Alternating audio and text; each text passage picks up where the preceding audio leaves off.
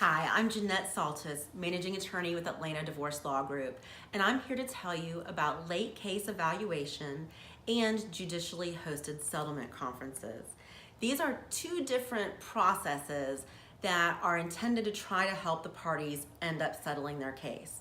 It's used in cases that are high conflict or complicated, where typically we've already mediated and mediation didn't work. Sometimes a judge will order one of these and require that the parties attend and try to get the case settled. Now, what are they?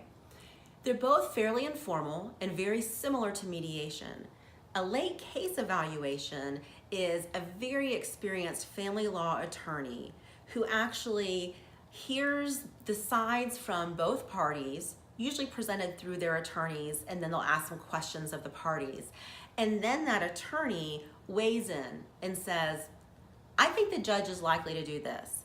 Or if I were the judge, here is what I would do in that situation. So basically it's like mediation with teeth. And that often helps parties feel like they've had their day to present their evidence, and then they hear what the likely outcome is going to be, and that really can help get a case settled.